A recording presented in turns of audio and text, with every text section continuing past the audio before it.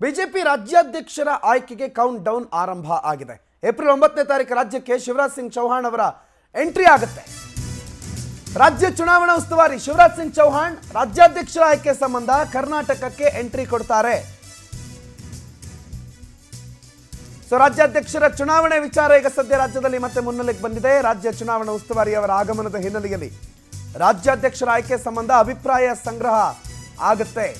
ಶಾಸಕರು ಪ್ರಮುಖರಿಂದ ಮತ್ತೆ ಅಭಿಪ್ರಾಯ ಸಂಗ್ರಹಿಸುವ ಸಾಧ್ಯತೆ ಇದೆ. ಕೋರ್ ಕಮಿಟಿ ಸದಸ್ಯರ ಅಭಿಪ್ರಾಯವನ್ನು ಕೂಡ ಇಲ್ಲಿ ಸಂಗ್ರಹಿಸಬಹುದು ಅಂತ ಹೇಳಲಾಗ್ತಾ ಇದೆ. ಯಾರು ರಾಜ್ಯಾಧ್ಯಕ್ಷರಾಗಬೇಕು ಅನ್ನೋದ್ರ ಬಗ್ಗೆ ಮಾಹಿತಿಯನ್ನು ಸಂಗ್ರಹಿಸೋದಕ್ಕೆ 9ನೇ ತಾರೀಕು ಬರ್ತಾರೆ ಶಿವರಾಜ್ ಸಿಂಗ್ ಚೌಹಾಣ್. ಬಿಜೆಪಿ ರಾಜ್ಯಾಧ್ಯಕ್ಷರ ಆಯ್ಕೆ ವಿಚಾರಕ್ಕೆ ಸಂಬಂಧಪಟ್ಟಂತೆ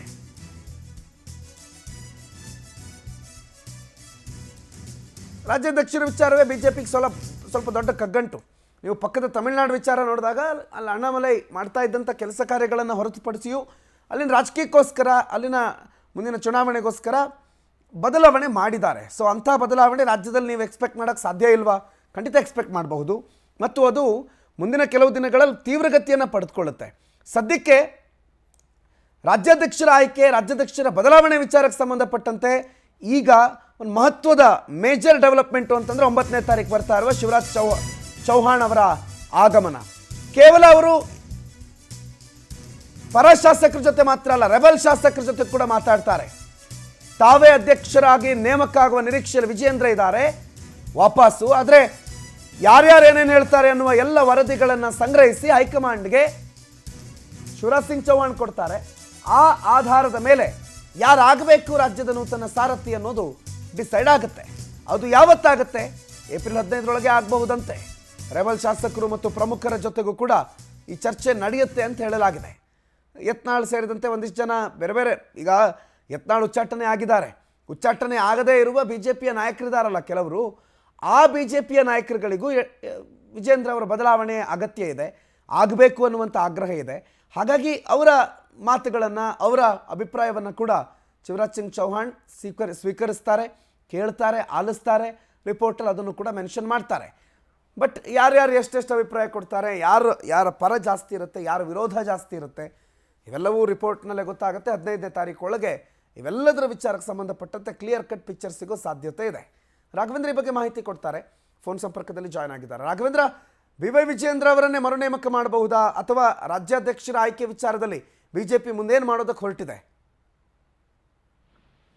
ಪ್ರಮುಖವಾಗಿ ರಾಜ್ಯ ಬಿಜೆಪಿಯಲ್ಲಿ ನಡೀತಾ ಇರ್ತಕ್ಕಂತಹ ಒಂದು ಕಾಳಗ ಅಂದ್ರೆ ಅದು ರಾಜ್ಯಾಧ್ಯಕ್ಷ ಸ್ಥಾನ ವಿಚಾರವಾಗಿ. ಹೀಗಾಗಿ ಈ ರಾಜ್ಯಾಧ್ಯಕ್ಷ ಸ್ಥಾನ ವಿಚಾರವಾಗಿ ಒಂದು ಅಂತಿಮವಾಗಿರ್ತಕ್ಕಂತಹ ಕ್ಲೈಮ್ಯಾಕ್ಸ್ ಇದೇ ತಿಂಗಳು ಸಿಗುತ್ತೆ ಅನ್ನೋದು ಸಹ ರಾಜಕೀಯ ವಲಯದಲ್ಲಿ ಚರ್ಚೆ ಆಗ್ತಾ ಇರ್ತಕ್ಕಂಥದ್ದು. ಯಾಕಂದ್ರೆ ಇನ್ನೇನು ಇವತ್ತು ಅಥವಾ ನಾಳೆ ಒಳಗಾಗಿನ ಅಲ್ಲಿ ರಾಷ್ಟ್ರೀಯ ಅಧ್ಯಕ್ಷರ ನೇಮಕ ಆಗುತ್ತೆ. ಅದಾದ ಬಳಿಕ ರಾಜ್ಯಗಳ ರಾಜ್ಯಾಧ್ಯಕ್ಷರ ನೇಮಕ ಸಹ ಆಗುತ್ತೆ. ವಿಜೇಂದ್ರ ಅವ್ರನ್ನ ಯಾಕೆ ಬದಲಾವಣೆ ಮಾಡ್ತಾರೆ? ವಿಜೇಂದ್ರ ಅವರು ಈಗ ರಾಜ್ಯದಲ್ಲಿ ವಿಜೇಂದ್ರ ಅವರು ಅಧಿಕಾರವನ್ನು ಸ್ವೀಕರಿಸಿ 1 ವರ್ಷ ಆಗಿದೆ ಅಷ್ಟೇ. ಹಾಗಾಗಿ ವಿಜೇಂದ್ರ ಅವರ ಬದಲಾವಣೆ ಇಷ್ಟು ಬೇಗ ಆಗುತ್ತಾ ಅನ್ನೋದ್ರ ಬಗ್ಗೆ ಸಹ ಪ್ರಶ್ನೆಗಳು ಕಾಡ್ತಾ ಇರ್ತಕ್ಕಂಥದ್ದು. ಆದ್ರೆ ವಿಜೇಂದ್ರ ಅವರನ್ನ ಹಂಗಾಮಿಯಾಗಿ ರಾಜ್ಯಾಧ್ಯಕ್ಷರನ್ನಾಗಿ ಆಯ್ಕೆ ಮಾಡಿರ್ತಕ್ಕಂಥದ್ದು. ಹೀಗಾಗಿ ಈಗ ಮತದಾನದ ಮುಖಾಂತರ ವಿಜೇಂದ್ರ ಅವರ ಆಯ್ಕೆ ಆಗ್ಬೇಕು. ಆ ನಿಟ್ಟಿನಲ್ಲಿ ಒಂದು ಪ್ರೋಸೆಸ್ ಇದೆ. ಆ ಪ್ರೋಸೆಸ್ ಯಾವ ರೀತಿ ನಡೆಯುತ್ತೆ ಅನ್ನೋದ್ರ ಬಗ್ಗೆ ಇದೀಗ ಒಂದು ಕ್ಲಾರಿಟಿ ಸಿಕ್ಕಿರ್ತಕ್ಕಂಥದ್ದು. ರಾಜ್ಯಾಧ್ಯಕ್ಷರ ಚುನಾವಣೆಯ ಉಸ್ತುವಾರಿಯಾಗಿ ಕೇಂದ್ರದ ಶಿವರಾಜ್ ಸಿಂಗ್ ಚೌಹಾಣ್ ಅವರು ಈಗ ರಾಜ್ಯಕ್ಕೆ ಬರ್ತಾ ಇರ್ತಕ್ಕಂಥದ್ದು. ಇದೇ 9 ಮತ್ತು 10ನೇ ತಾರೀಕು ಅವರು ರಾಜ್ಯಕ್ಕೆ ಬರ್ತಾ ಇದ್ದಾರೆ. ಬಂದಂತಹ ಸಂದರ್ಭದಲ್ಲಿ ಅವರು ಕೆಲವೊಂದಿಷ್ಟು ಅಭಿಪ್ರಾಯಗಳನ್ನ ಸಂಗ್ರಹ ಮಾಡುವ ಮುಖಾಂತರ ಅದನ್ನ ಚುನಾವಣೆಯಾಗಿ ಕನ್ವರ್ಟ್ ಮಾಡಿ ಅದನ್ನ ವರದಿಯಾಗಿ ಹೈಕಮಾಂಡ್ ನಾಯಕರಿಗೆ ಕೊಡ್ತಾರೆ. ಅಲ್ಲಿ ದೆಹಲಿಯಲ್ಲಿನೇ ರಾಜ್ಯದ ನೂತನ ರಾಜ್ಯಾಧ್ಯಕ್ಷರ ನೇಮಕವನ್ನ ಘೋಷಣೆಯನ್ನ ಅಧಿಕೃತವಾಗಿ ಮಾಡ್ತಾರೆ. ಕೆಲವು ಮೂಲಗಳ ಪ್ರಕಾರ ವಿಜೇಂದ್ರ ಅವರನ್ನೇ ವರಿಷ್ಠರು ಕಂಟಿನ್ಯೂ ಸಹ ಮಾಡ್ತಾರೆ ಅನ್ನೋದ್ರ ಬಗ್ಗೆ ಸಹ ಇದೀಗ ಚರ್ಚೆ ಆಗ್ತಾ ಇರ್ತಕ್ಕಂಥದ್ದು. ಯಾಕಂದ್ರೆ ವಿಜೇಂದ್ರ ಅವರಿಗೆ 1 ವರ್ಷ ಮಾತ್ರ ಅವಕಾಶವನ್ನ ಕೊಟ್ಟಿರ್ತಕ್ಕಂಥದ್ದು. ಇನ್ನೂ 1-2 ವರ್ಷ ಅವಕಾಶವನ್ನು ಕೊಟ್ಟು ನೋಡೋಣ, ಸುಧಾರಿಸಬಹುದು. ಜೊತೆಗೆ ವಿಜೇಂದ್ರ ಅವರು ಈಗ ಯತ್ನಾಳ್ ಅವರ ಉಚ್ಚಾಟನೆ ಆದ ಬಳಿಕ ವಿಜೇಂದ್ರ ಅವರಿಗೆ ಸ್ವಲ್ಪ ಮಟ್ಟಿಗೆ ಬಲ ಬಂದಿದೆ. ಜೊತೆಗೆ ಮೊನ್ನೆ ಬೆಲೆ ಏರಿಕೆ ವಿರುದ್ಧ ಸರ್ಕಾರದ ವಿರುದ್ಧ ಪ್ರತಿಭಟನೆಯನ್ನ ಮಾಡಿದ್ರು. ಖುದ್ದಾಗಿ ಯಡಿಯೂರಪ್ಪನವರೇ ಫೀಲ್ಡ್ಗೆ ಇಳಿದು ಮಗನ ಪರ ಬ್ಯಾಟಿಂಗ್ ಅನ್ನ ಮಾಡಿದ್ರು. ಜೊತೆಗೆ ನಾವು ಪಕ್ಷವನ್ನ ಸಂಘಟನೆ ಮಾಡ್ತೀವಿ ಅನ್ನೋ ಒಂದು ಮೆಸೇಜ್ ಅನ್ನು ಸಹ ಹೈಕಮಾಂಡ್ ನಾಯಕರಿಗೆ ಯಡಿಯೂರಪ್ಪ ಅವರು ಕೊಟ್ಟಿದ್ರು. ಹೀಗಾಗಿ ವಿಜೇಂದ್ರ ಅವರನ್ನ ಕಂಟಿನ್ಯೂ ಮಾಡಿದ್ರು ಸಹ ಅಚ್ಚರಿ ಇಲ್ಲ ಅನ್ನೋದ್ರ ಬಗ್ಗೆ ಸಹ ಚರ್ಚೆ ನಡೀತಾ ಇದೆ. ಇದು ಒಂದು ಪಾರ್ಟ್. ಆದ್ರೆ ಇನ್ನೊಂದು ಪಾರ್ಟ್ ಏನಂದ್ರೆ ವಿಜೇಂದ್ರ ಅವರ ಆಯ್ಕೆಗೆ, ವಿಜೇಂದ್ರ ಅವರ ರಾಜ್ಯಾಧ್ಯಕ್ಷ ಆಗಿ ಮುಂದುವರಿಯೋದಕ್ಕೆ ಒಂದು ಬಣ ಬಿಜೆಪಿಯಲ್ಲಿ ಸುತಾರಾಮ್ ಹೋಗ್ತಾ ಇಲ್ಲ. ಹೀಗಾಗಿ ಶತಾಯಗತಾಯವಾಗಿ ವಿಜಯೇಂದ್ರ ಅವರನ್ನ ಬದಲಾವಣೆ ಮಾಡಲೇಬೇಕು, ಪಕ್ಷದ ಉಳಿವಿಗಾಗಿ ವಿಜಯೇಂದ್ರ ಅವರ ಬದಲಾವಣೆ ಆಗ್ಲೇಬೇಕು ಅಂತ ಹೇಳ್ಬಿಟ್ಟು ಪಟ್ಟನ್ನ ಹಿಡಿತಕ್ಕಂಥದ್ದು.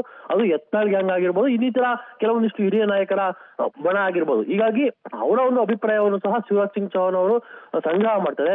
ಏನು ರೆಬಲ್ ಟೀಮ್ ಅಂತ ಏನ್ ಕಳ್ಕೊಂಡಿದೆ ಅವರ ಅಭಿಪ್ರಾಯ, ಜೊತೆ ಕೋರ್ ಕಮಿಟಿ ಸದಸ್ಯರ ಅಭಿಪ್ರಾಯ, ಜಿಲ್ಲಾಧ್ಯಕ್ಷರ ಅಭಿಪ್ರಾಯ, ಹೀಗೆ ಎಲ್ಲರ ಅಭಿಪ್ರಾಯವನ್ನ ಸಂಗ್ರಹ ಮಾಡಿ ಅದನ್ನು ಹೈಕಮಾಂಡ್ ನಾಯಕರಿಗೆ ಮುಟ್ಟುತ್ತದೆ.